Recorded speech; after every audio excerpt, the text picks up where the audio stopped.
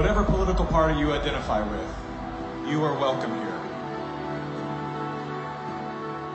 Whatever color, culture, or creed you identify with, you are welcome here. If you are vaccinated or unvaccinated, you are welcome here. Now look around. Look around at these faces in this crowd. Take a good look around. This is America the Beautiful. And it's worth fighting for. You are worth fighting for. Your children are worth fighting for. Our freedom is worth fighting for.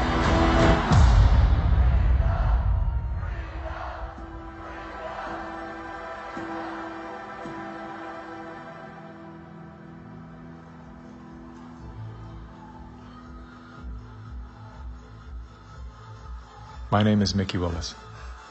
I'm a father, a husband, and an investigative filmmaker. I was raised in California by a single mom who did her best to care for 4 children on her own. As a child of the welfare state, I witnessed firsthand what happens to the psyche and spirit of those who become dependent on government assistance. Had my mother known the difference between a hand up and a handout, she may have avoided the trap that kept us living on the edge of poverty, like so many people are today. Living in fear of losing her welfare assistance, Mom remained single and lonely until the day she passed, at 58 years young. Her life was cut short by a combination of toxic cancer treatments and grief. Just 34 days before she passed, her first son, my brother, was killed by a drug called AZT. Hundreds of thousands of innocent people died as a result of that prescribed poison. The pusher of AZT was none other than Dr. Anthony Fauci. The reason that only one drug has been made available, AZT, because it's the only drug that has been shown to be safe and effective. Well, it's certainly nice to know that the future looks brighter. 30 years later, there he was again. Same script, same actors, same performance. These are safe and effective products. Knowing what that man had done in the 80s and 90s, I couldn't believe he was still in a position of such power.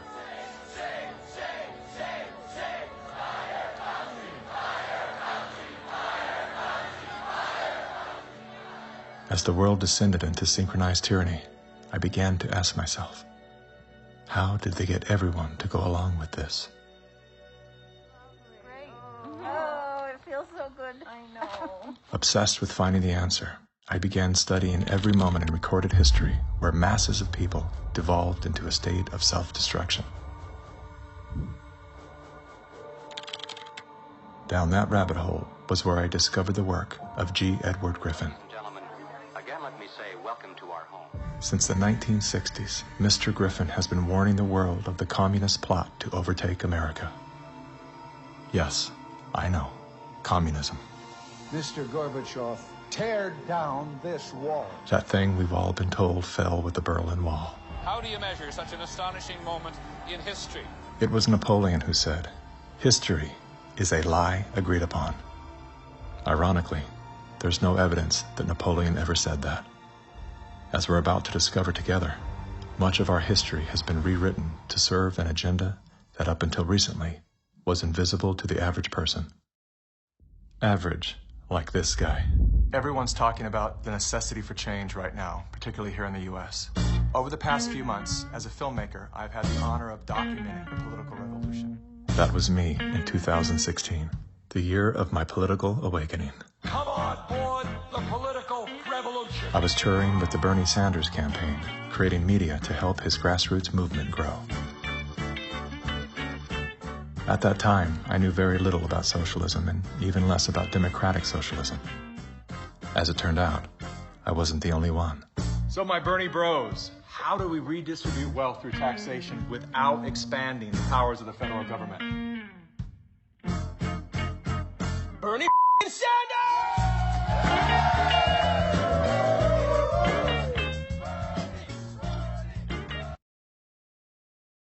Fusion set in. I began turning my questions inward. Are they hypnotized? Am I hypnotized? That question, that one simple question, activated some strange sort of faith healing. Suddenly, I could see. How did I not see this before? There were so many red flags. The only solution is communist revolution. The only solution is communist revolution. The only solution is communist revolution. That's why we need communism. That's what we need.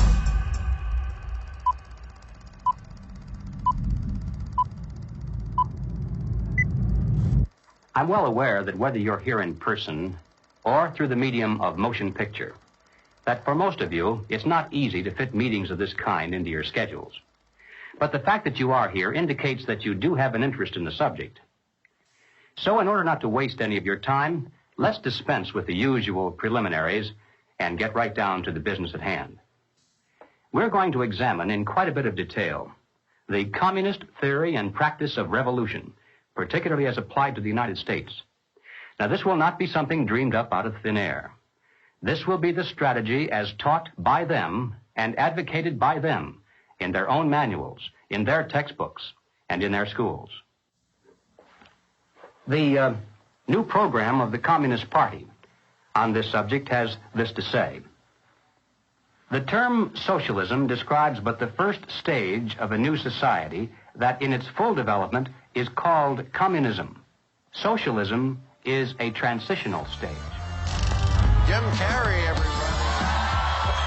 I went out today and bought me some freedom-friendly Nikes. Yeah, that's right. As a salute to Colin Kaepernick, to Nike, congratulations on your fantastic choice. Thank you so much. Well, it's good to be back it's in great to dystopian America. The Republicans are running with the word socialism. They're trying to say... They're trying to scare people. Scare people. It's communism. It's Venezuela, Trump says. We're going to be living in Venezuela. I grew up in Canada. I'm here to tell you that this bullshit line that you get on all of the political shows from people is that it's a failure. The system is a failure in Canada. It is not a failure in Canada. I never waited for anything in my life. I chose my own doctors. My mother never paid for a prescription. It was fantastic. And I just got back from Vancouver, and I keep hearing this, like, Canadians are so nice. Canadians are so nice. They can be nice because they have health care. Because they have a government that cares about them. In Canada, the authorities say it's now a state of emergency. Riot gear swept through Canada's capital. Today, police in Ottawa used batons and pepper spray. They just trampled on me. Look what you did to her! Medical wait times in this country are longer than ever. The cost of living just keeps climbing. There's a socialist coup unfolding in Canada, and we taxpayers are funding it. In the recent years, a lot of Canadians have been watching their once well-regarded country become what some are even calling tyrannical. A country previously hailed as the most free and democratic in the world. Now, the People's World, the official West Coast newspaper of the Communist Party, ran this rather interesting editorial. What is needed now is an effort that begins to approximate the magnitude of the problem. As a minimum, such a program should demand massive emergency action by the federal government. The federal government has invoked the Emergencies Act. As of today, a bank or other financial service provider will be able to immediately freeze or suspend an account without a court order. If you are involved in this protest, we will actively look to identify you and follow up with financial sanctions and criminal charges. Banks have already started to freeze the accounts of people involved in the protests. Please get out. Immediately get out. Intimidating people in a church during the Passover. Unbelievable. Growing up under communist dictatorship, I have been warning Canadians that that's what's coming. I could smell it. I could see it at every corner. We will not put up with this anymore. We are fighting back. Protests, public protests, are an important part of making sure we're getting messages out there. But using protests to demand changes to public policy is something that I think is worrisome. Okay. So here we have the Prime Minister of Canada saying that, yes, we have a highly functioning democracy and they have the right and freedom to protest. However, if those protests are used to demand change in government policy, then no. The small fringe minority who are holding unacceptable views that they're expressing.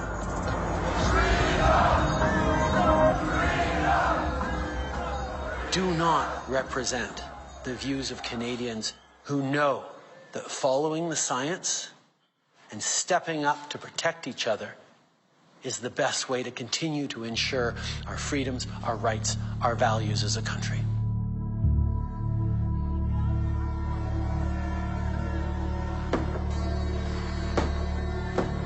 Liberal Prime Minister Justin Trudeau claims to be following the science, but Trudeau's science often comes in the form of this bizarre authoritarian technocracy.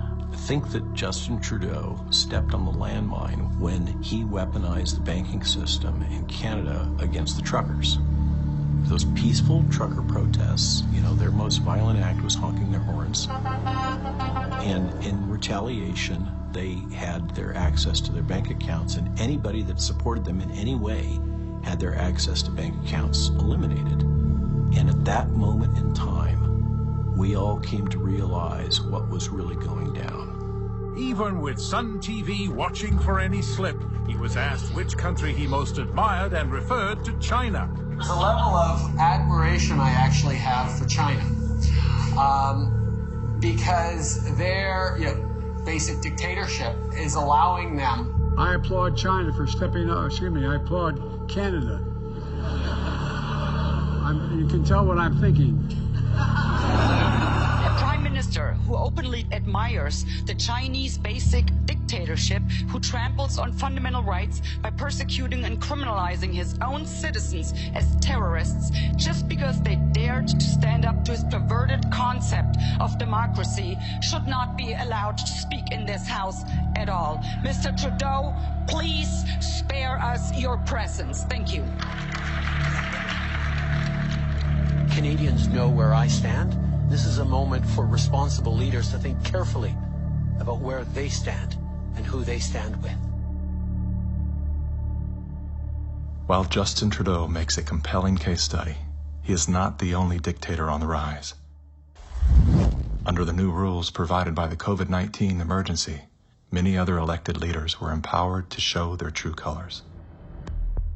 Interesting how they all marched in perfect lockstep while chanting the same slogans. This pandemic has provided an opportunity. Here we are now with an economy in crisis, but with an incredible opportunity. It's certainly a major crisis, but it also offers us a unique opportunity. Unprecedented opportunity to rethink and reset. The great opportunity for reset. Opportunity for us to reset. For a reset. It's almost as if they all attended the same school of thought and studied under the same professor.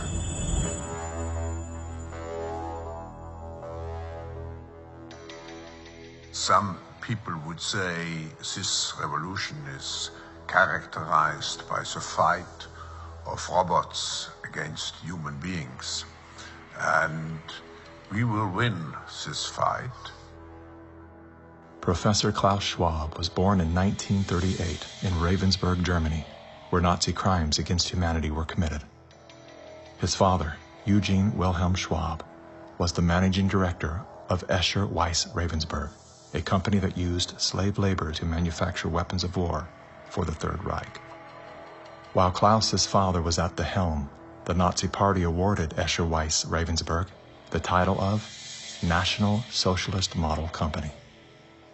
Years later, Klaus Schwab joined the board of directors at Escher Weiss Ravensburg, where he played a key role in the development of South Africa's nuclear weapons program during the darkest years of the racist apartheid regime. Today, Klaus Schwab is the founder and executive chairman of the World Economic Forum. If you'd like to meet the people who are supposed to repair the state of the world, or give a piece of your mind to the bankers who helped get us into this mess, we can tell you where to find a lot of them. The World Economic Forum. Founded in 1971, The World Economic Forum is an international private organization which receives billions of tax-free dollars from its members and their global enterprises. Every year, the WEF brings together its members with world leaders, big pharma executives, tech titans, Hollywood celebrities, media personalities, and internet influencers to meet in the secluded mountains of Davos, Switzerland. It is a tiny town folded into the Swiss Alps, a village where you could bump into Bill Clinton, Bill Gates, the head of Google, and the Queen of Jordan, all in one place. A lot of reporters cover the forum, but few get inside. It turns out there are two Davoses, one you see and one you don't. After hours, there are hundreds of private parties where deals are done.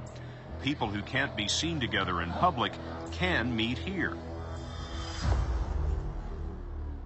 Your Royal Highnesses, Excellencies, distinguished heads of state and government, the future is built by us, by a powerful community as you here in this room. Klaus Schwab, the founder of the WEF, is particularly upfront and even proud of his ability to shape and influence world politics.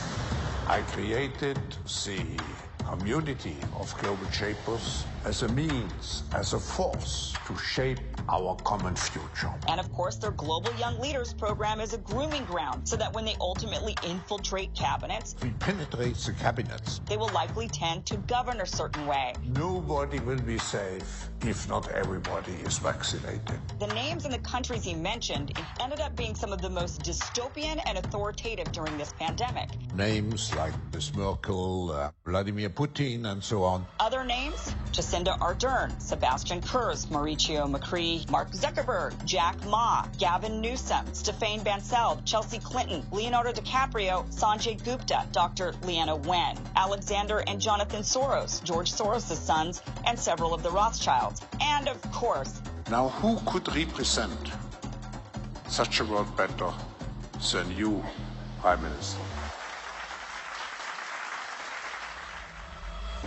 In 2014, Klaus Schwab called for the Great Reset, We need a great reset. which he positioned as the solution to the world's most urgent issues. The dark reality of Schwab's agenda is detailed in his best-selling book, COVID-19, The Great Reset. His endgame mission is to replace independent governance with a top-down controlled, one world government and a central bank-controlled digital currency. When they say, you'll be happy, what they mean is, you'll be enslaved. That's why they're talking about a great reset. That's why they're talking about introducing this quasi-communist, quasi-socialist agenda. They know we've run the course where we cannot continue down the path of the ever-increasing indebtedness because we have a generation that quite literally cannot afford to buy a house. Millions of Americans are priced out of buying a home. And so it's easy to tell that generation, we're going to forgive your college debt, Student debt relief, and set your expectations lower. You're going to rent forever. We're going to celebrate the tiny house movement. We're going to do all of these things which sound cool because they're shaping our narrative so that we become capable of expecting less. What we need to do is not expect less. We need to remove inefficiencies so we can experience more. And that's the subtle distinction that the Great Reset is missing.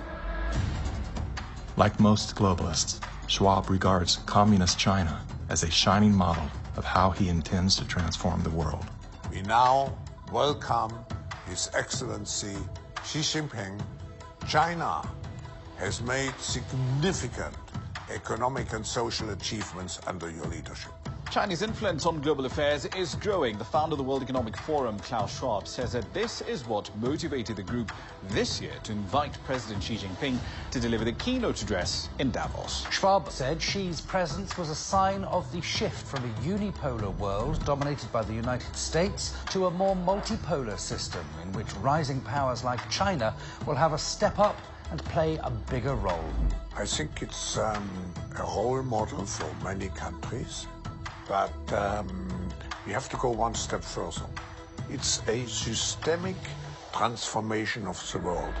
Artificial intelligence, the metaverse, synthetic biology, our life in 10 years from now will be completely different, and who masters those technologies will be the master of the world.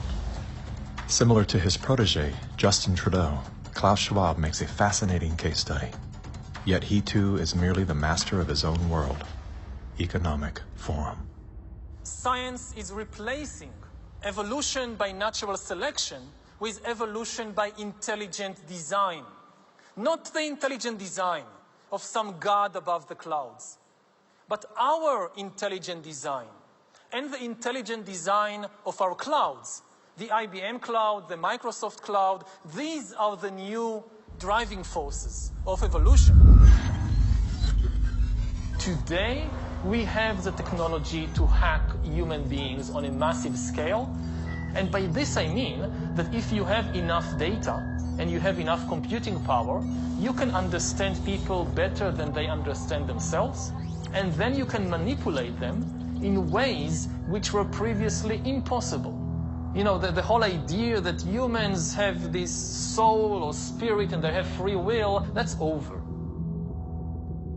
Now, how exactly will the future masters of the planet look like? This will be decided by the people who own the data. Foreign powers can collect, store, and exploit biometric information from COVID tests. U.S. intelligence officials tell CBS News that China is trying to collect Americans' DNA in hopes of controlling the future of healthcare. China's test kits are a tool to help China compile genetic data. The Chinese aren't the only ones exploring this technology. The U.S. is working on it as well. The White House is ramping up its COVID response, announcing Americans can once again get free COVID test kits as concerns are growing over a rare... Data is the most important asset in the world. Those who control the data control the future not just of humanity, but the future of life itself. Everywhere she goes, Ouyang Haoyu is followed. What she buys, how she behaves, is tracked and scored to show how responsible and trustworthy she is. It's called the social credit system. A person's reputation is scored on a scale of 350 to 950. It's big data meets Big Brother, expanding how the government monitors, understands, and ultimately controls its 1.4 billion citizens. A good score brings benefits, but people with low scores lose rights. The cinema names and shames people considered untrustworthy, plastering their details, even their addresses, across big screens. And information collectors are paid to report on their neighbors. The Supreme Court has created a blacklist for so-called bad citizens. Among them is this journalist who got a little too close to uncovering corruption among high-profile party members. He was blacklisted. He only realized when he tried to buy a train ticket. Once you're blacklisted, you can no longer get a bank loan, start a business, buy an apartment, or even send your children to a private school. By using the mechanism of social credit, we'll be able to establish a blacklist of people. These punishments will serve as a whip to rebuild moral values. And few here are willing to criticize it, something that may pose a risk itself for a bad score and the life that comes with it. It may seem scary, but it's just like that here. We're used to it, and anyway, we don't have a choice. China wants obedient citizens. Criticism or resistance among the population is virtually non-existent. This woman's door was kicked in by police when she refused to go to quarantine. Now these videos show rows of metal containers which are being used to house COVID-19 patients. Some of them have complained that very little food is left for them in the freezing metal boxes. Chinese government officials now installing fences in Shanghai, blocking people from leaving their homes. For some, Shanghai feels like the world's largest prison.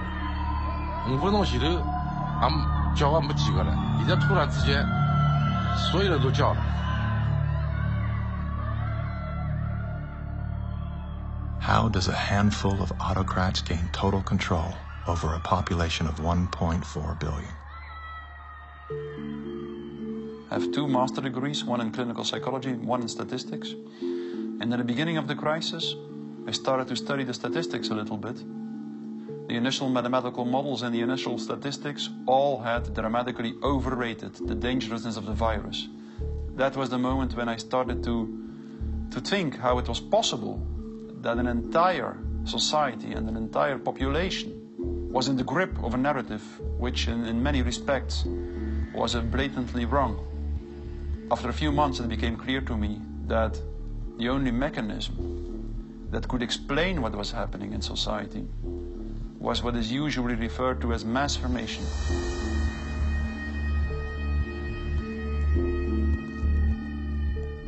Mass formation is identical to hypnosis. And this term refers to a specific kind of group formation, which has very special characteristic effects at the level of individual mental functioning. And one of these effects is that an individual that is in the grip of mass formation typically lose every capacity to take a critical distance from what they believe in, from what the group believes in. You would think it would be people with lower IQs that would be more susceptible to this, but it seems to be the other way around. Are you seeing this? I have seen this, and it does seem to be predicted by educational status and IQ. We look to be verified for our belief system, right? And so a doctor goes to the CDC. The CDC says this is true, it must be true, I'm staying in that zone. It's actually people outside of the system go, well, I want to challenge the CDC here for a second. Where's this study come from? Where's it, and that's what I do. All of these people were kept out of the conversation. All I can comment and you were wanting me to sign onto a social contract where the scientific method isn't being used. I'm not interested in medical pedigree. I'm interested in medical consensus. People who are highly intelligent tend to go and get a lot of degrees. Those people have spent so many years in institutions to get those degrees that they have developed a trust and confidence in not only the educational institutions, but those that support them, which are largely government bodies. And so they start from the place of, if it's told by the university, by the government, it's probably going to be true. What I've learned about science is that it's really, imagine they're looking at like a fragment of the world, and it's all they see. It's all they're looking at. The world, they don't see the world. So I think that there's a disconnect between people who are smart and have lots of degrees with actual reality, with the lived experience of nature, of life, that you don't see with people who are actually working with their hands outdoors all of the time. A mass formation typically emerges in a society when very specific conditions are met. First and for all, the most central condition is a major part of the population needs to feel lonely.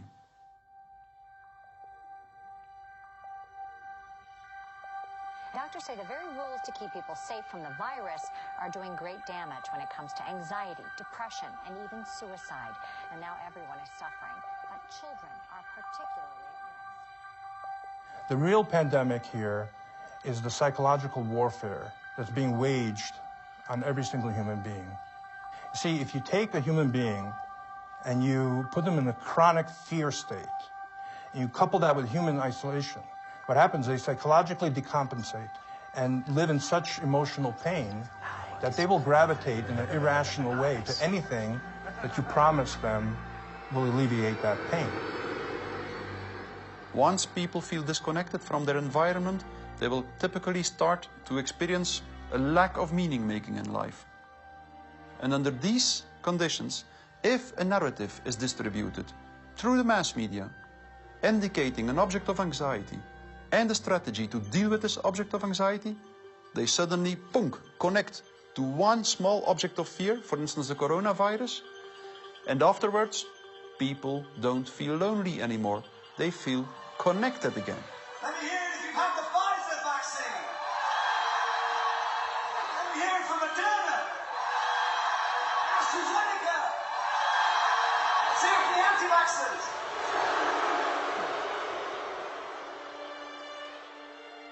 The new kind of social bond is highly problematic, just because the connections between the individuals even deteriorate more, and the bond between the individual and the collective becomes stronger and stronger and stronger, which make them willing to sacrifice everything for the collective.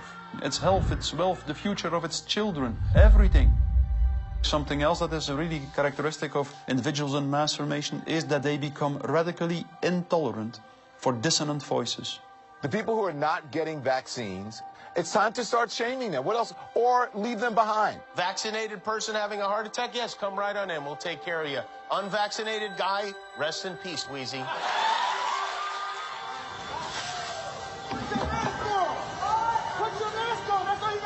We have to stop coddling the morons who will not get the shot. Get away from Put it on. Does it bother anybody else that she doesn't have to wear a mask that we all do? When are we going to stop putting up with the idiots in this country? You're a schmuck for not wearing a mask. And just say it's mandatory to get vaccinated. Screw your freedom. People who do not go along with the masses are stigmatized, and in the end, the masses are inclined to destroy the people who do not go along with them. And they do so as if it is an ethical duty to do so. Getting good people to do bad things, harmful things, while thinking they're good things, it's a dangerous place to be because it looks great. You feel great while you're being used. They will sacrifice themselves, and they see it as a virtue because it demonstrates their complete obedience to the cult, to the group, to perform ritualistic behavior which causes them harm. One of the most clear illustrations of this was when the leaders of the Communist Party in the Soviet Union were sentenced to death, often tortured to death. They did not object. They said things like, if this helps the Communist Party, it's my pleasure to do it. That's something that was observed in all major examples of mass formation in history.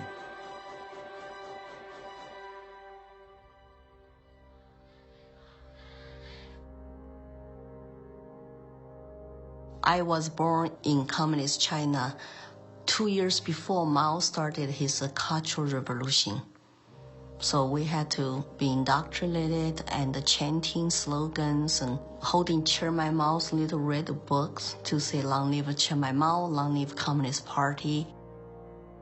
Inspired by Soviet Union dictators Vladimir Lenin and Joseph Stalin, China's communist leader, Mao Zedong, borrowed from the playbook of the Russian Revolution. To fight anti-communist forces, Lenin organized a military branch of his Communist Party, known as the Red Army. Following suit, Mao branded his army the Red Guards. However, Mao's soldiers were not enlisted from his military.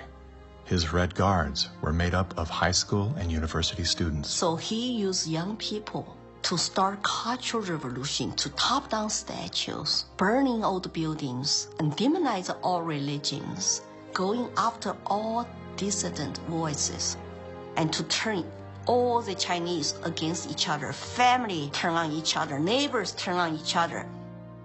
Chairman Mao, as he was known, was deeply influenced by Lenin's ideas on Marxism and revolution, and often praised Stalin as a great leader. He started his Great Leap Forward campaign in the 50s and killed 2 million landlord owners.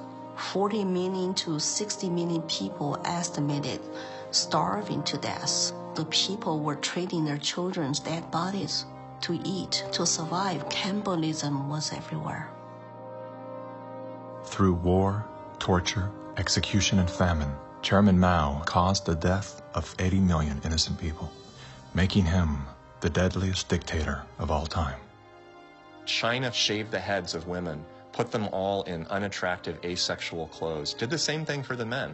This technique has been used in the 20th century by every totalitarian regime. The Mao wanted to create a genderless society. That's why girls like me could not wear beautiful clothes and could not do makeup. We have to just look like boys, unisex, no gender. They asexualize the population so that there's no more desire, no more bipolarity of male and female. Everybody looks like an automaton. And then what do? Rather than turning towards one another, they turn towards the state. So the only thing left for me, a child to believe in, is communism. And Mao was the new God.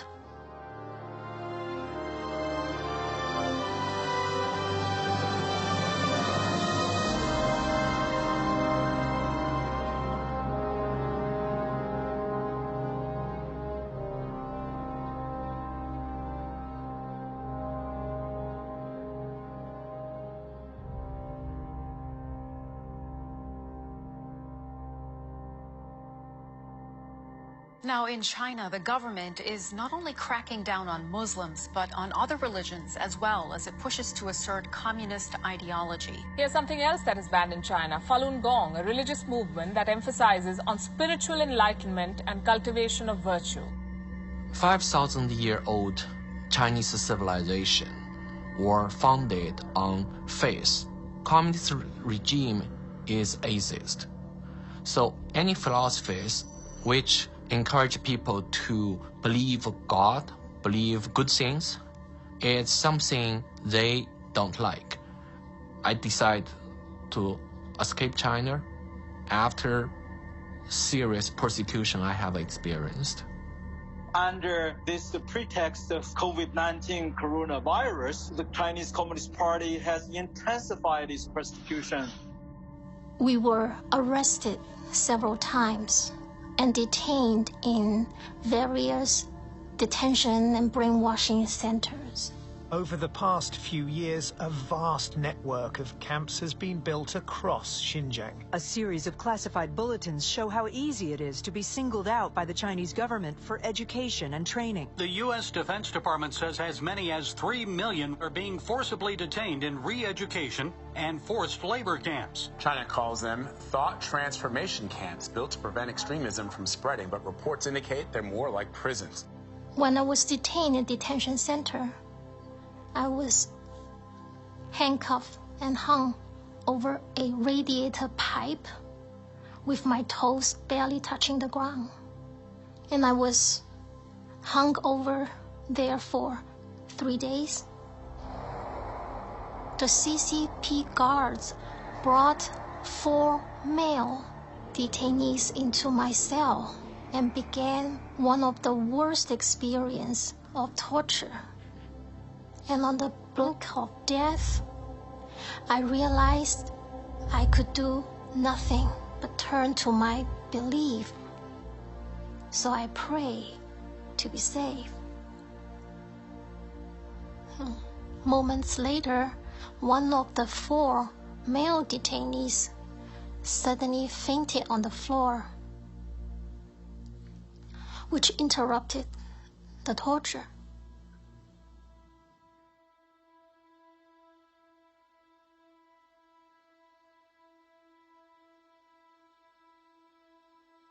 I left China because my parents were heavily persecuted for their practice of Falun Gong.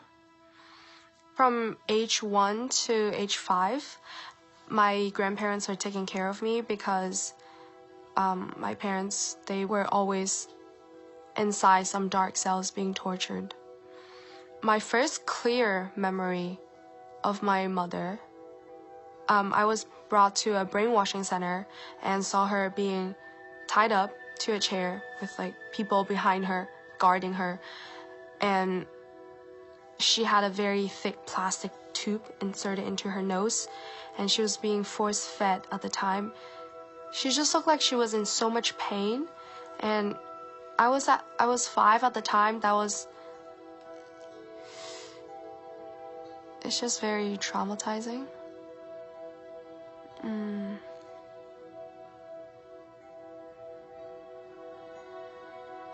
My school principal actually came to me several times and told me not to be a part of my parents and to report any activity that my parents would do. They're instilling all the lies and hatred into the younger generation. The young people are used today to do the American Cultural Revolution, to turn the kids basically not to trust their parents anymore. And say, oh, my parents don't understand me, I'm confused. I need to turn to my teachers, turn to other authority figures. Look at the Mao's Cultural Revolution to say how many similarities are there.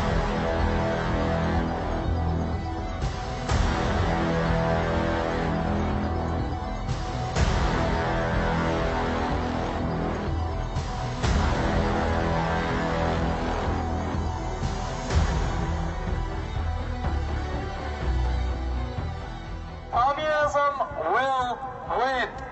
That's not a joke. That will happen. You are happy with what was happening in the USSR between 1917... We make a critique of it. That's what we're Maoists. We make a critique of it in order to improve socialism the next time it comes around and throws people like your ass into a labor camp. Yesterday, I asked ChatGPT, are there any similarities between today's woke revolution and Chairman Mao's Cultural Revolution of the 1960s? And it wrote back, how long do you have? We recognize that government is absolutely necessary for an orderly society. But following the dictum that government, like fire, is both beneficial and dangerous, we believe in the concept of limited government. And we believe that the constitutional republic created by our founding fathers is the best form of limited government that has yet been devised by man. A republic is a limited democracy. It's a form of government based upon the principle of limited majority rule. Limited so that the minority, even a minority of one, can be protected against the whims and passions of the majority. Now, democracy is a form of government based upon the principle of majority rule. It's easy to understand, easy to sell to the masses, and, I might add, deadly. The fathers of philosophy, Socrates, Plato, and Aristotle, were all staunch critics of democracy. History's greatest minds all observed that even a well-intended democracy can breed deception, division, and ultimately total control by the state. Aristotle wrote that democracy is not just the rule of the majority. Democracy is a system in which the majority is in charge, respecting the basic elementary rights and principles of minorities. If not, democracy becomes a tyranny of the majority. Socrates himself became a victim of this very process. He was sentenced to death by a majority vote for protesting the rights and protections of the minority. This country was founded on the principle that the individual is sovereign over the institution of government. And it's about a philosophy of governance that says that you're a free individual, or a philosophy of governance that says you're serf and you're subject. We have inalienable rights just by virtue of being human.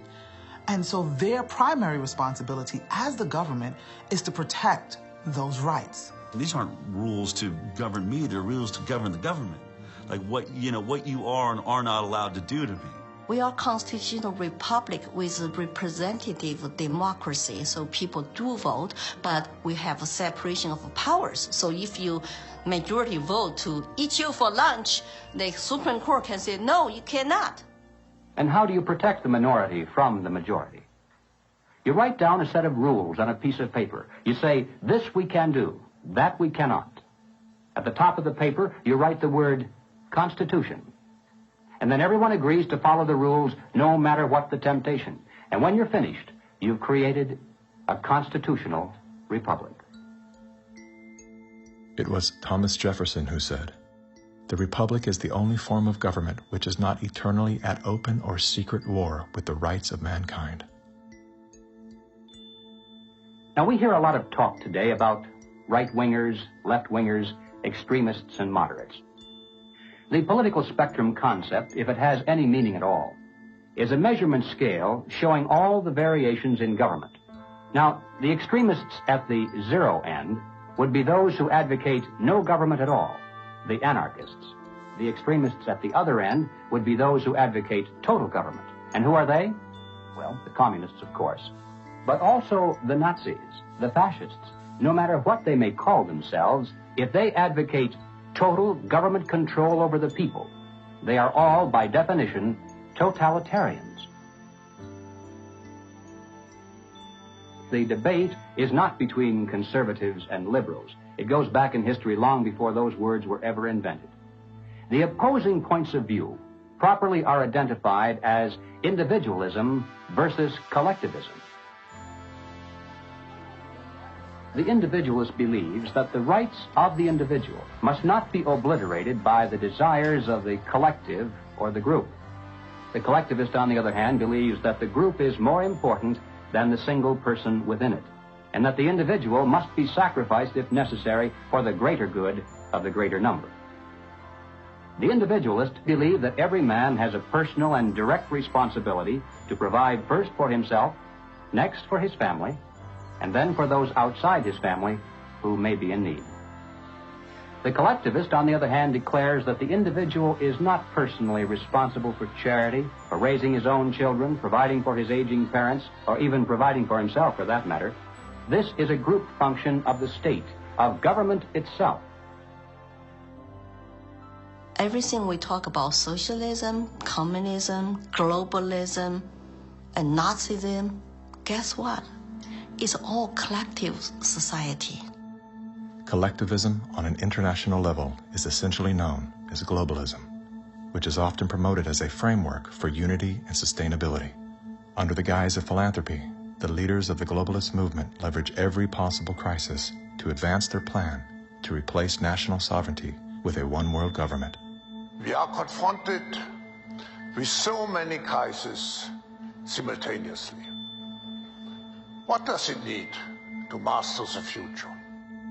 It is the globalists who are behind the destructive new methods of control, like ESG, the acronym for Environmental, Social, Governance. Similar to China's social credit score, ESG is a ranking system that tracks a company or country's carbon footprint, as well as its commitment to diversity and inclusion. A low ESG score can lead to severe consequences, including reputational damage, legal and regulatory actions, and loss of investors and bank credit lines. Within the last decade, numerous nations and thousands of major brands have been coerced to adapt to the ESG program, and today, many of them are paying the price. In 2018, the World Economic Forum published an article on its website entitled, "How We Will Make Sri Lanka Rich by 2025. That article was removed once it became known that food prices in Sri Lanka had nearly doubled and that millions of their citizens were facing starvation. Now, what caused this? Farmers protested and asked the government to work with them on slowly improving farming practices to be more environmentally friendly rather than implementing harsh bans. But the government was more interested in maintaining a high ESG score with its creditors like BlackRock. As a result, food production dropped drastically, with farmers expecting crop losses of 85%. The country had to begin spending money on importing food when it was previously self-sufficient.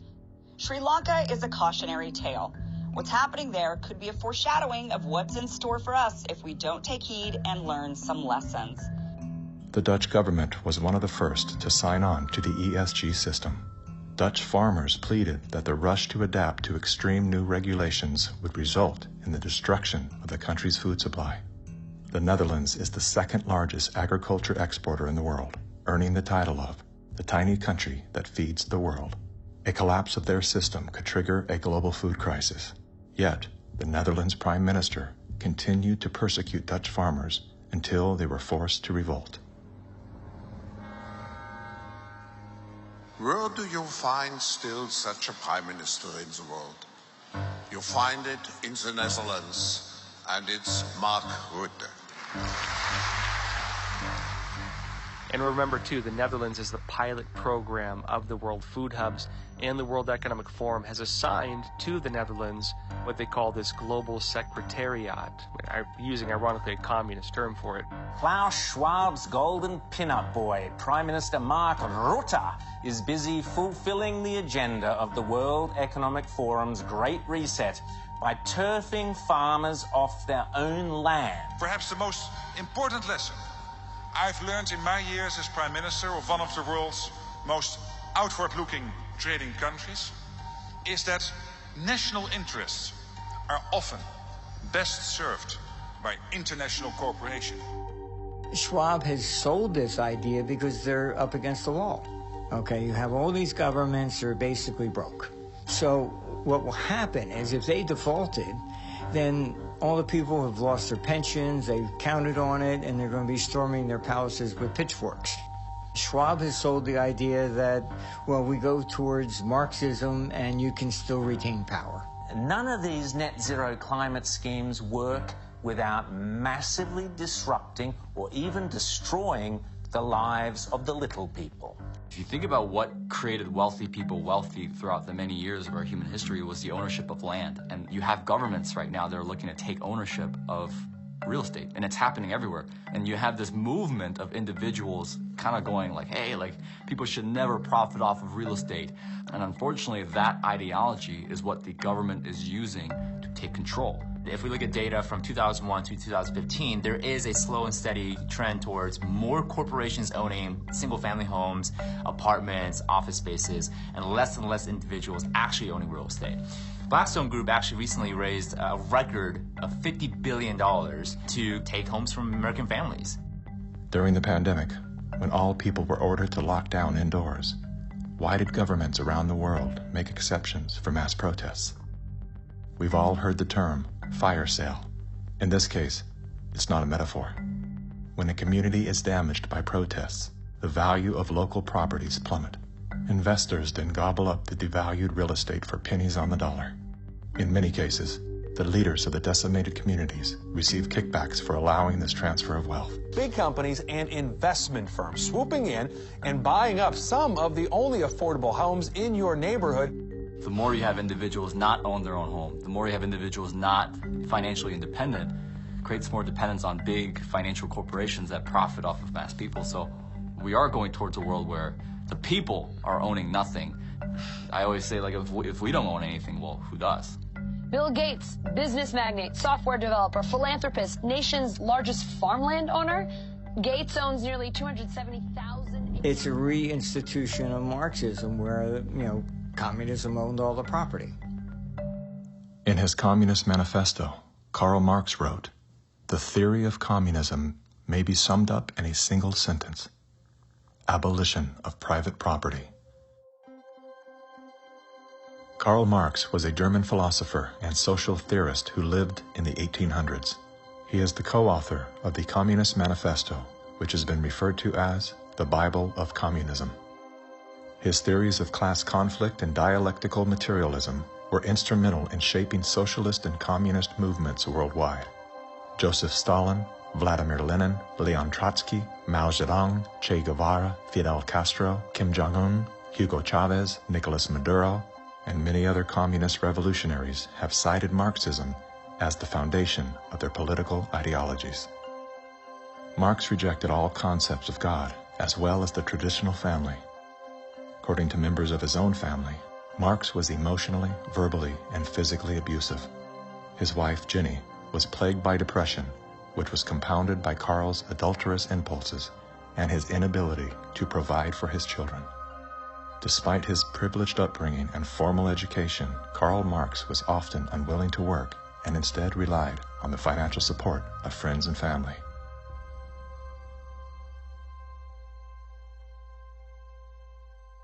In 1943, the following directive was issued from party headquarters to all communists in the United States. It read, "When certain obstructionists become too irritating, label them as fascist or Nazi or anti-Semitic. In the public mind, constantly associate those who oppose us with those names which already have a bad smell. The association will, after enough repetition, become fact in the public mind." The founding fathers were racist, misogynist, fascist political party, radicals on the far right, anti-Semitic, xenophobic, transphobic, Uncle Tom's white supremacist, domestic terrorist, neo-Nazi organizer, Nazis. You are an anti-vaxxer. Anti-vaxxers. Racist. A racist. Name calling is their #1 bullying tactic, and they apply it unremittingly to anyone who questions their dogma or says something they find unacceptable or offensive. As early as 1928, the communists declared that the racial differences among our people constituted the weakest and most vulnerable point in our social fabric. By constantly probing and straining at this one spot, they calculated that eventually the cloth could be torn apart and that Americans could be divided, weakened, and perhaps even set against each other in open combat. They said in no unmistakable terms that the Negro people, because of their social status and their predominant working class composition, offered greater revolutionary possibilities than any other cross-section of the population. How do we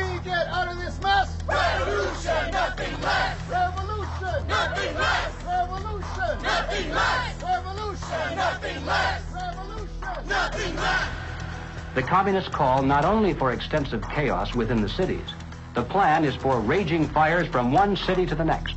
The average American, they say, soft and decadent, when he sees billows of black smoke rising from one horizon to the other, when at night the only light he has to see by is the flickering red from flames leaping into the sky, he'll become paralyzed with fear and panic and do nothing to interfere with the guerrilla bands as they strike at the community's power centers.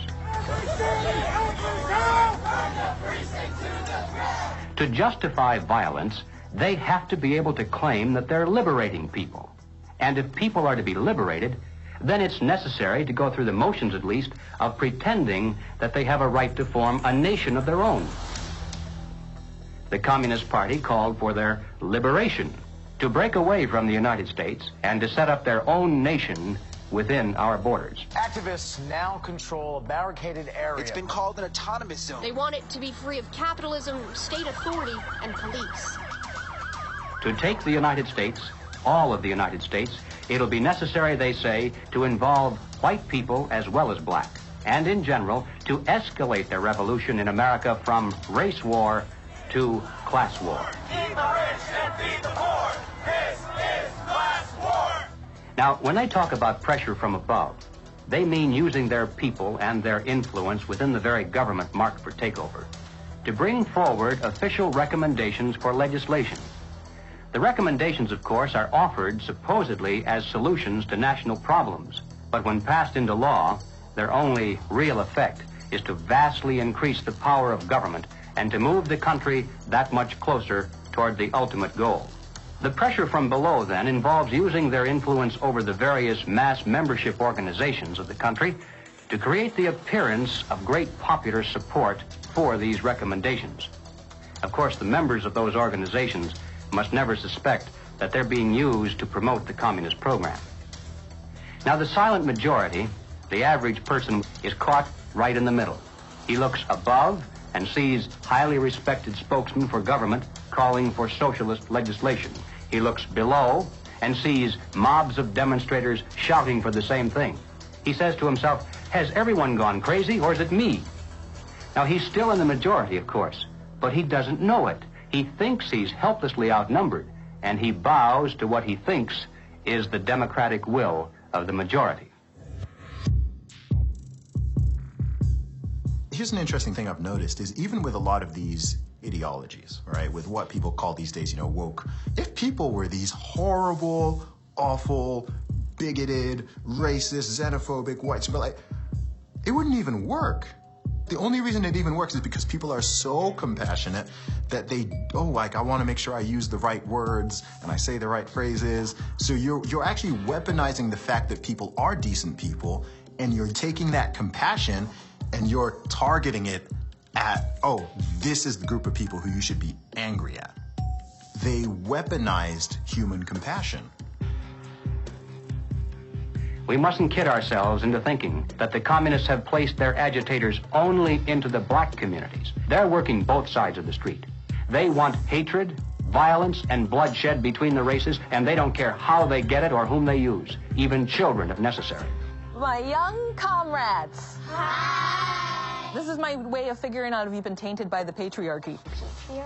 Oh, this looks creepy. It looks creepy. Why? There's just like this thing about white people that just makes me be like... Oh, looks like Donnie got a full cookie. Because he's a white man. Say it with me. Structural racism. Yeah!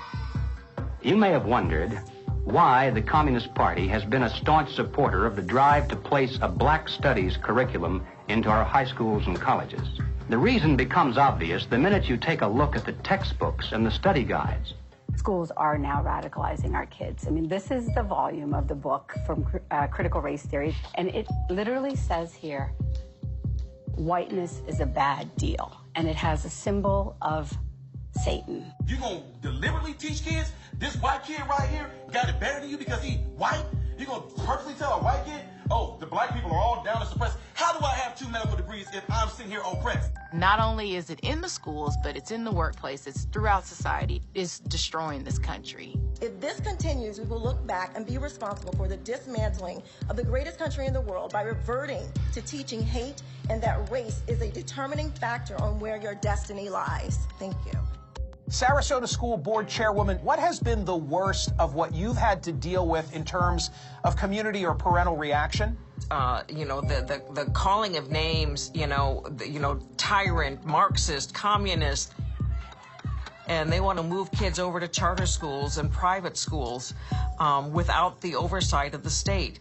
And that's wrong. Education authorities in the United States are asking the government to use anti-terror laws and involve the FBI against parents who protest against the way their children are being taught. It identifies no fewer than 13 possible federal crimes, including making annoying phone calls. How about this one? They could be prosecuted for using the internet in a way that might cause emotional distress. Over the weekend, Democrats voted to ban gendered language in House rules. And that means no more terms like father or mother. Is the administration's official policy to replace the term woman with birthing people? Black birthing people. Black birthing people. Black and indigenous birthing people. You shifted in places from using the term mother to birthing people. Again, if we're trying to be precise in the language that's used. Mom's a pretty good word. I'm not a birth person. I'm a mother. Can you provide a definition for the word woman? Can I provide a definition? No. Yeah. I can't. You can't? Not in this context. So I'm not a biologist. The meaning of the word woman is so unclear and controversial that you can't give me a definition? Do you believe then that men can become pregnant and have abortions? Yes. Literally everything that was fought for women's rights is going straight down the drain. This environment that has been created and corrupted and manipulated does not respect women, does not respect children, does not respect men. It cares nothing for family. So that's why they have to attack mother and remove father, because she's going to protect that child, he's going to protect that woman, and they both are going to protect society. Good evening. Good evening. Thank you very much. Thank you for your service. When you talk about a parent-child relationship, you're talking about something primal that is in the heart of the liberal, not the Marxist, that's in the heart of the person who's conservative. And they're pushing the boundaries on something that they cannot control. Washington State is on track to lawfully take gender dysphoric children away from parents who oppose transitioning treatment. That is against the Constitution. The only time a parent loses their rights is if there's an extreme circumstance. It's severing the bond between the parent and the child. What they're doing is they're dividing families to take control of the children. The biggest offense against communism is the nuclear family. In Chapter 2 of his Communist Manifesto, Karl Marx wrote, "Abolition of the family. The bourgeois family will vanish as a matter of course." We're here today to represent the millions of Black Americans who disagree with the Black Lives Matter movement. If you go to Black Lives Matter website, it says that we disrupt the nuclear family. That's my wife. This is our 4 children. Why would you disrupt the nuclear family? Because the real objective is to remove the family as a possible alternate source of guidance and support. All totalitarian regimes strive to destroy the close-knit family in order to remove any loyalties that might be higher than to the state itself. I have seen over the years in my practice a steady decline in the expression of healthy masculinity and healthy femininity. The separation between the male and the female is almost complete now. And it's due specifically to the ongoing attacks against masculinity and the degradation of femininity. And if our family structure is lost in the next generation, what do we have left? We're just a bunch of listless individuals living our lives out virtually behind a computer screen and following the orders of the government. Maybe it's because I came in the movement at 17 and a half, so I have just a knack for knowing how to organize young people I was at our publications table today, and I was speaking to this young person, and he grabbed the book, and he said, it's like Mao's Red Book. And I was like, man, that's what I was thinking. And it was just really cool to hear him make that connection. I was like, how about you buy like 10 to 15 of these books, and you all have like a youth organizing group where you talk about it, and you really try to engage this. We need to build off of this. We actually do have an ideological frame. Myself and Alicia in particular, we are trained Marxists. I do believe in Marxism. It's a philosophy that I learned really early on in my organizing career. Investigations into the Black Lives Matter organization has revealed links to groups that are pro-communist China. The self-proclaimed Marxist Black Lives Matter co-founder Alicia Garza also owns the Black Futures Lab project. Yet all would be lost for the Black Future Lab if not for the Chinese Progressive Association. Donations to the Black Futures Lab don't go directly to the foundation itself. The Chinese Progressive Association gets them instead. Through forensic investigations, we now know that the 2020 BLM fiery but mostly peaceful protests were organized and partially funded through a network of pro-communist organizations. One of the groups is U.S.-based Liberation Road, which was founded by a faction of the Communist Party of Vietnam. Liberation Road is allied with the new communist movement and has direct ties to the Chinese Communist Party. The San Francisco-based, communist-rooted Chinese Progressive Association formed a sister company called Asians for Black Lives to serve as a bridge between BLM and the Chinese Communist Party.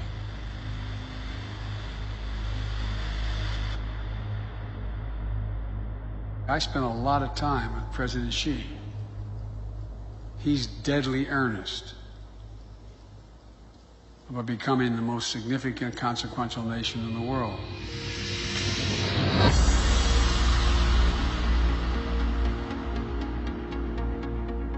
When we speak of China, it's important to distinguish between the people and their oppressive government. And while the Communist Party of China is undoubtedly America's greatest foreign adversary, it's crucial to recognize that the most urgent threat to the future of the United States resides within its own borders. We're so used to thinking in terms of the old-fashioned concepts of warfare, we fail to realize that the favorite weapons of communist conquest are instead propaganda. Do you know who the greatest propagator of disinformation in the history of the world is? The U.S. government. The slanted view of history. History has been written to tell us a certain story. The 1619 Project is trying to reframe that story. What these people are doing is subverting young black minds to think that the Revolutionary War was fought in order to preserve slavery. And it's based on something that simply isn't true. The tactics of internal subversion. I thought that America was racist. I thought it was patriarchal. I thought our capitalist society was just a means of exploiting people. And I thought all of these things because that is what I was told. The preaching of hatred to incite civil disorder. I want to tell you, Kavanaugh, you have released the whirlwind, and you will pay the price. A California man is facing federal charges for the attempted murder of Supreme Court Justice Brett Kavanaugh. Treason, blackmail, the smear. This is the first time Assange is being questioned over the rape allegations. The LA Times ran an article calling Larry Elder a black white supremacist. All committed by soldiers who wear no uniform and who claim to be loyal citizens of the target country marked for conquest from within. World War III that rages around us right now is a political war, an economic war, a psychological war, a spiritual war. As a matter of fact, the bomb, as a psychological weapon, is being dropped on the American people every single day. You probably assume you're safe. That could be a deadly mistake. Bracing for food shortages. And labor shortages. Shipping delays. Supply chain disruption. A new coronavirus variant. The worst virus variant. Ultra transmissible. It can kill you. It can kill you. A surge in crime. A surge in crime. Acts of terrorism. Domestic terrorism. White terrorism. White supremacy. Mass shootings. And nuclear conflict. World War III. World War III. Vladimir Putin. Russia. Environmental doom. Fire, storms, deadly floods. I don't want you to be hopeful. Science tells us we have 9 years. This storm will kill you. I want you to panic. It is promoting fear. It will kill your children. Feelings of fear. It will kill your pets. The world is a very terrifying place. Unless you get lucky. I want you to feel the fear I feel every day. Walk me through, if you would, what happens scientifically inside our minds when we're in a state of fear, and then how that affects our external choices and the direction of our lives. This is well known and well researched in the psychological literature and the psychiatric literature, that when someone is afraid, when someone is in a state of fear, that person cannot think rationally. You resort back to a more primitive way of making decisions, which is highly emotionally driven. And when you're placed in a chronic state of fear, as we have been, you end up in a, what I would call a traumatized state, meaning that you're not just momentarily scared, you are frozen. You have seen your ability to think critically suspended. The issue is not about COVID or vaccines or anything else. It's not that. That is the polarizing impulse that gives rise to our general sense of ill at ease, which then amplifies our willingness to fall for reflexive classifications like race or, the isms that we want to fight about. The more we can distract people by creating the illusion that says everything is fearful, the more we can manipulate the population. We were groomed for decades to be fearful, whether it was drop and cover. We must be ready all the time if the atomic bomb explodes. Duck and cover. To protect against the threat of nuclear annihilation, or more recently, the impending ecological collapse of our planet in 12 years that AOC and Greta Thunberg keep warning us about. The world is going to end in 12 years if we don't address climate change. How dare you? All of these fears are grounded to some degree in reality. They're not completely invented, but they are exaggerated so greatly that we cannot actually reason through them anymore. When people are afraid, they won't just accept authoritarianism, they'll demand it. They will demand it. Somebody do something. Somebody take charge and tell me what to do. Like, where do I stand? Where do I walk? What do we do? What are the rules? And again, people in power always use that, right? Where they say, never let a good crisis go to waste. We can take this and we can now enact policies that normally we wouldn't be able to get away with. Maybe in a couple of decades, when people look back, the thing they will remember from the COVID crisis, this was the moment that we agreed to be surveyed all the time. And maybe even after the event is over, maybe we can still keep 30%. And over time, multiple crises, suddenly you have a government or an individual who has far more power than they're actually supposed to. The leaders of the mass, the people who pronounce a narrative in public space, usually are hypnotized themselves. They believe they need to reshape society to be able to deal with the challenges society faces. And they believe so fanatically in that ideology that they think it's justified to manipulate and cheat and to use all kinds of narratives to convince people to go along with that ideology. We're going to go visit Mom. I'm going to bring the home family to see Mom. No. We will shut you down. We will cite you. And if we need to, we will arrest you and we will take you to jail. You either get your tests done and make sure you're cleared, or we will keep you in a facility longer. It's going to be very hard for people to do a lot of normal life unless they can prove their vaccination status. Such as, you're not going to work in this particular agency or institution, you're not going to be able to go to this college or this university. Once we start doing that, you will see more and more people willingly get vaccinated. If the fear of losing your job, your friends, family, and future isn't enough to coerce you into submission, perhaps these incentives will entice you to willingly comply. It's everything from cash prizes to college scholarships. Now offering kids 12 and up limited edition Avengers comic books. Thousands of prizes available, including cruises and Super Bowl tickets. They're giving away Ford F-150 trucks. They're giving away shotguns and hunting rifles. Marijuana dispensaries are giving away joints for jacks. Krispy Kreme announcing this week a free donut. And yes, free beer. That's right. Get a shot and have a beer. Today could be your lucky day. California's vaccine lottery. One grand winner to take home up to $5 $5 million if you get vaccinated next week. They made it exciting, right? There's a reason people go to Vegas. It really could be somewhat lucrative if they aren't already persuaded. 13-year-old Joshua says one of the best parts of getting a shot at Mickey D's, lunch on the house. Just think of this when you think of vaccination. Vaccination. If you need luck with love, dating apps are offering incentives too. Vienna Brothel is providing COVID-19 vaccinations and giving those who take up the offer a 30-minute session with a, quote, lady of their choice. We have finally found the one thing that makes us all more attractive, a vaccination. To love one another, as Jesus said, get vaccinated, get boosted.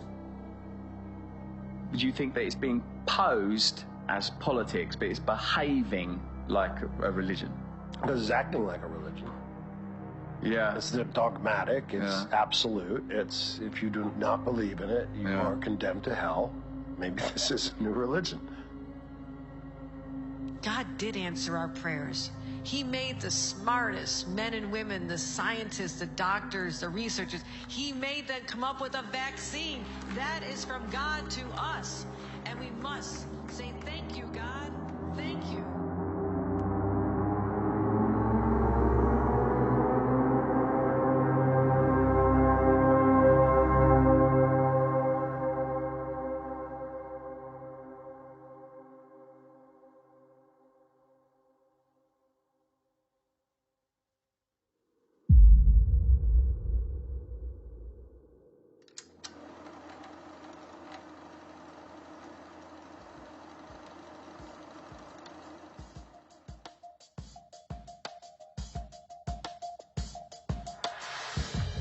There was a time, and not too long ago, I think, when we could have pulled ourselves out of this without too great a sacrifice on the part of anyone. But we didn't. Instead, we slept. Everywhere I look, I see men and women who know that communists are making headway in this country. They know that something must be done and that someone must stand up to them. But they themselves do nothing. They remain silent because they're afraid that if they speak out, it'll be bad for business. They may lose a client. They may even lose their jobs. Or perhaps they're receiving a regular government check and already are too dependent upon some of the very people and programs they know they should oppose. We have now passed the point of painless solutions and parlor patriotism. Well, all right, so what do we do about it? What are the countermeasures that need to be taken? And where do we begin? Before we finally win this battle, and I should hasten to say that there's no doubt in my mind that we're going to win. I'm increasingly convinced of this. But before we finally do see victory, we must carry the truth to every man, woman, and child in America. I have no idea of what each of you is going to do in the critical days that lie ahead. It may be much, it may be little, it may be nothing at all. I don't know. Only you can answer that question. But ladies and gentlemen, whatever it is you decide to do for your country, do it soon. Do it now. Every minute that you delay further will add dearly to the price of ultimate victory. Mr. Griffin, that was over 50 years ago. Where are we now? Hearing that phrase after all these years is kind of a shocker because I didn't realize really at the time how accurate it was going to be. But we're in the middle of it now, and so the ultimate victory is still ahead of us. How did you know way back then what would be happening today? It's a long story, of course, but I did take a fascinating tour of the Communist Bookstore in Los Angeles when I was very, very young. I was working for an insurance company. I was Mr. Corporate America, you know. That was the period when the hippie, image was pretty popular, and a lot of these guys in that bookstore were in that uniform. And I think they felt I was a potential recruit, Yes, we've always been quite willing to talk about We'll talk about socialism anywhere, in the streets or in the Senate, anywhere, They're a communist faction making a big power play for SDS. Is there any communists back here? I guess there is. Yes, they are communists, and yet our nation seems unconcerned. Many newspapers, television commentators, and educators call these young revolutionaries dissidents. But are these voices voices of mere dissent, of mere student unrest, or of sedition and revolution? They invited me to come to their study groups, they called them. They were really the recruiting funnel, you know. And I didn't have to pretend to be interested because I was interested. I wanted to see what these guys were up to. And of course, the more I read, the more I realized that these guys were deadly serious. And so my crusader gene said, hey, buddy, you better stop worrying about the corporate ladder and making money and looking good and start doing something about it. And I'm glad I did, because after that point, my life had a meaning and had a purpose more than just self-centered. Who are some of the key figures behind this agenda? I'm not sure we can name names. We know that there are layers and layers of control and influence, sort of pyramidal in form. At the bottom level, of course, it's just all the common people. Most of them don't even know what's going on. It used to be that an invader could come in with a superior army, and people resent it, but they obey because if they don't, they get killed. Now, if they want to conquer people in this environment, they have to do it through the mind. And of course, today, after all the technology that we have, and the control over the communications and the images and the school system and the media, they have absolute control over the funnel of information that comes to the average person. And the average person, if they're not aware that there's a real war going on for their mind, they will be helpless. And as long as people are on the edge of fear, they're willing to give up their liberties and pay lots and lots in taxes. A tax on carbon. And as I passed through that idea that, in my view, the enemy is in a category called collectivism. And that's the word that applies to all of these things: socialism, communism, fascism, Nazism. All of these things are merely variants of collectivism.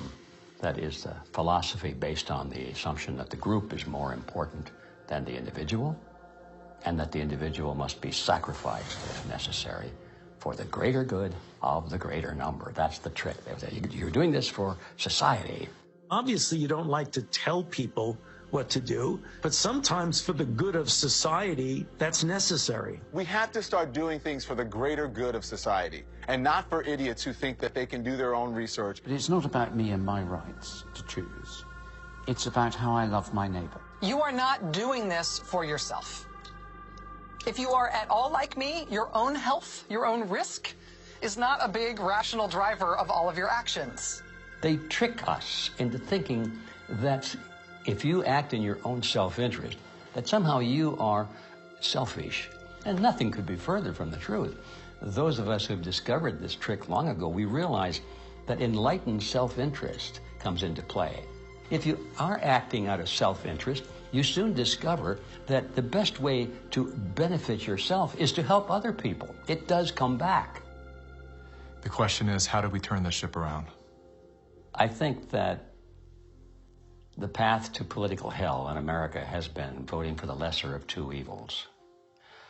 They create conflict because conflict creates fear and confusion, and out of that chaos, people are not too analytical. They'll just struggle for some quick answer, which is who you're going to vote for. That's usually the answer that's offered to them. They think that if you just vote for somebody, the right person, everything will go away. You cannot wait until there's a list of candidates that's published, and you say, which one am I going to choose? You know, by that time, the game is over. All those candidates have been selected before you were even aware. You've got to get into politics at the local level so you have some influence in which candidates are selected. And that starts at the grassroots level. You don't come in at the top, you come in at the bottom. If we do that job, we will influence both political parties just like our opponents do now.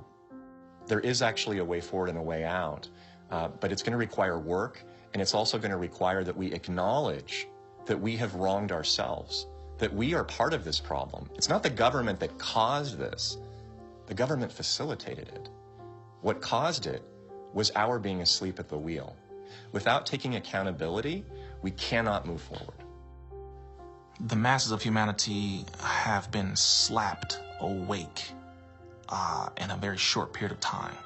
to where now it has created a domino effect of awareness all across the planet. People cannot go back into the matrix now. They can't. A lot of people are trying to, and they can't. We have the right as citizens in this country to abolish government and create a new one.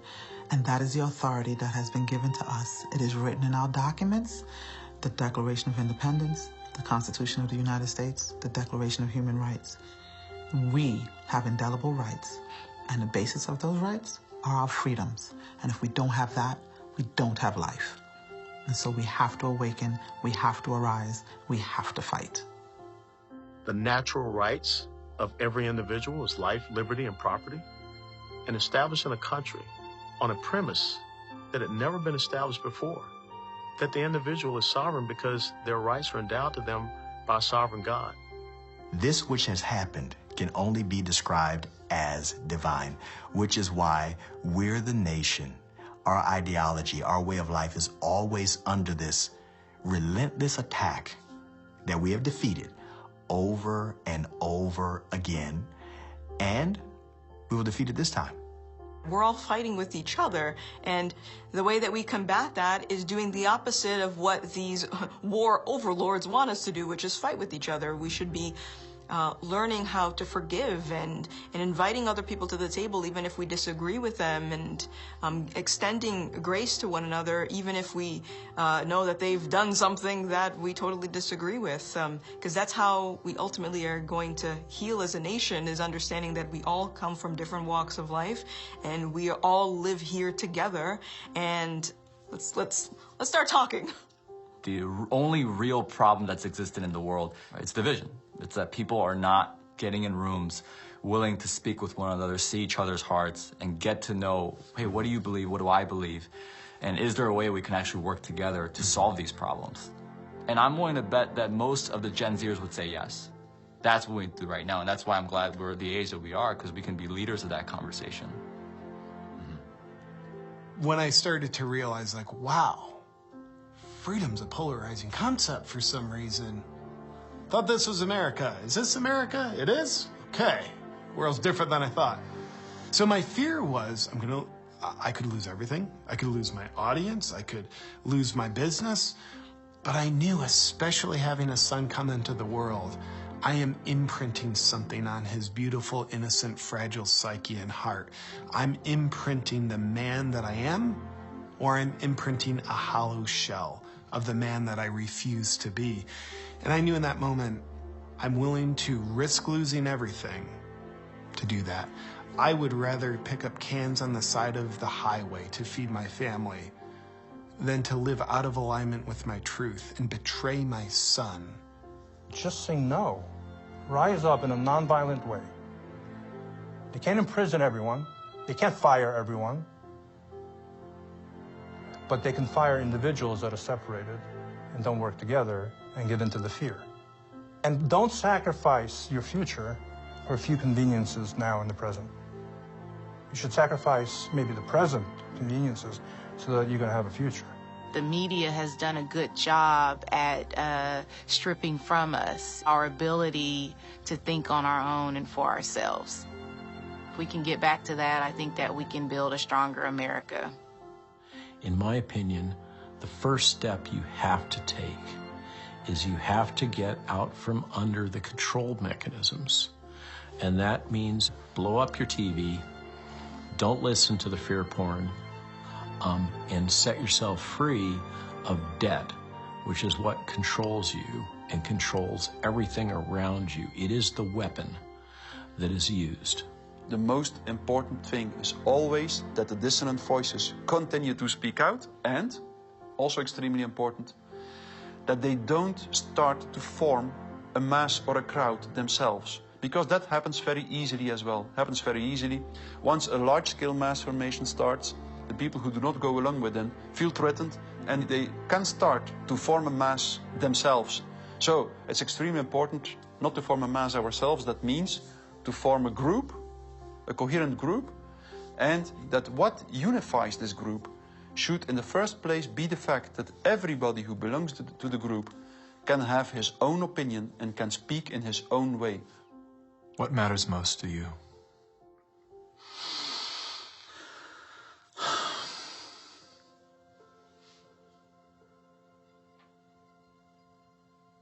think what matters most to me is freedom. Freedom. I want as little laws as necessary to keep us from killing each other. I mean, I get it. There's crazy people out there. We have to find a balance. In the end, I want my children to live in a world where they're free to dream, to take risks, to fail, to succeed. Hardship strengthens us.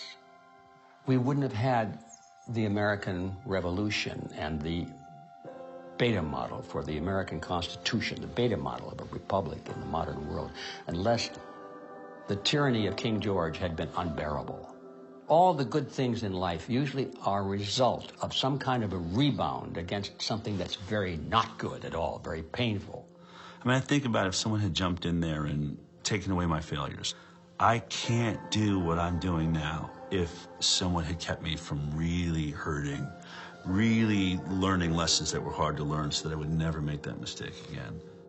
In a philosophical sense, we should be thankful for this movement that's happening, is in spite of the fact that it's tragedy and it's hurting people and all that, but without it, we might just go right along in that pot and be boiled in time. But now the frog is jumping out, and we have a chance coming up here now to create a new vision, and it's going to be great.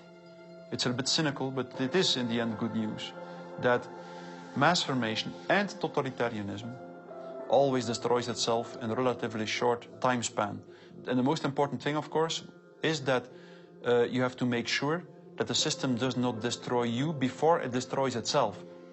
Throughout history, it was always the very small minority. History has always been written by the 1% of the population. 15% of the population create history, and they follow the leadership, the thought leadership of 1%. But that 15% altogether is what changes history. And so all you have to do is reach 15% of the population. I think today, after all this time, we have more than 15%. We just have to get them together so they realize that they're not alone. And that's our task right now. I don't think our societies have taken the moment to look up and actually see and appreciate how much progress has been made in the past century. On so many different levels, we have made incredible progress. Like, what we've got here is actually great. It's imperfect, and we should still be making tweaks carefully to try to make it better. And I think that's where so much of that self-hatred or hatred of the nation or hatred of the other or whatever comes from. This lack of perspective and gratitude and inability to take a moment, chill out on the activism and go, wait, actually, okay, we've achieved a very unique and special point in history, and let's be careful with that. On that note, as a man who's traveled the world, yeah, have you experienced any nation that has course-corrected beyond their sins more than the U.S. has? No. It's sad to see Americans who live in a free country, born as Americans, and do not recognize their privileges. You are born American, a free country. You never suffered a starvation. And you need to go to other countries to find out why all the immigrants, millions of them, want to come here. What is happening in our backyard today, I experienced as an 11-year-old. I remember vividly all the promises that a guy named Castro gave and how 99% of the people swallowed the pill. He was going to save Cuba. I remember how he promised to the farmers, to the Guajiros, that you're going to own the land. I remember all the promises that we hear today about free education and free health care and free land. And my God, no freedom. The defectors here that are speaking out against the Communist Party in China are risking their lives. And Our government is not interested in listening to them or helping them in any way.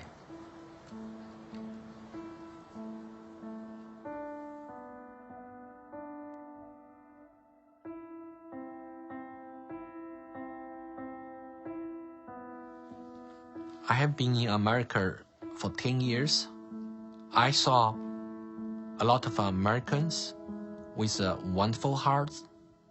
America is a beacon of freedom. I'm happy living in this land to practice my religion and to have a peaceful life. That's my hope. America's last stand on earth for freedom. If we lose this country, the world will be a very dark place. I have 3 children in this country. I want to protect their American dream. So here I am, you know. I've noticed that every time you speak about America, your eyes fill with tears. I do love this country. No place to go. And I just hope people can hear my stories. For past 5 years, I've been telling the same thing. I have no political agenda here. I just want to live American dream and my children live American dream. Sorry about that.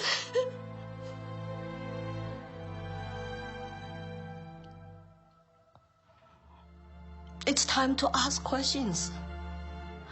It's time to wake up.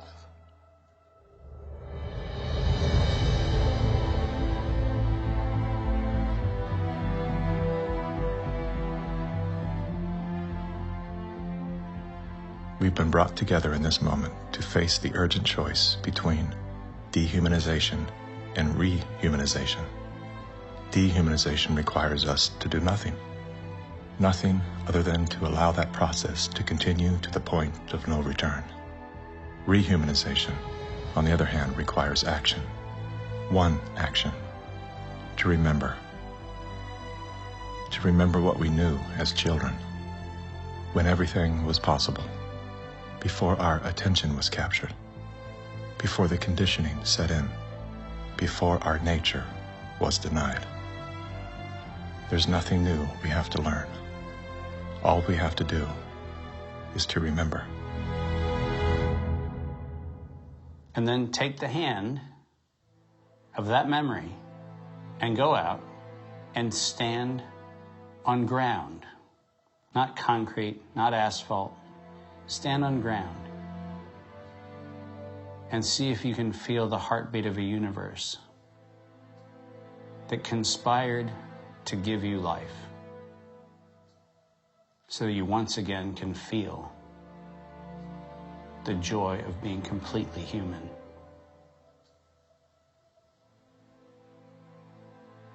And then never forget that moment.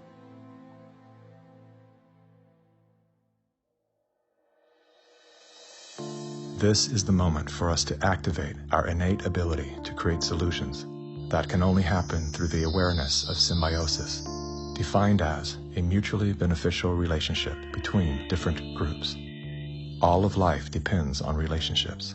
Every living thing is in communication, from the stars to the planets, the earth, the plants, the elements, the insects, the animals, the humans, and every cell within us. Real change out there begins with real change inside.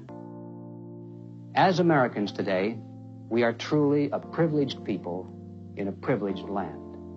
But with our blessings come responsibilities, and with responsibilities come risks.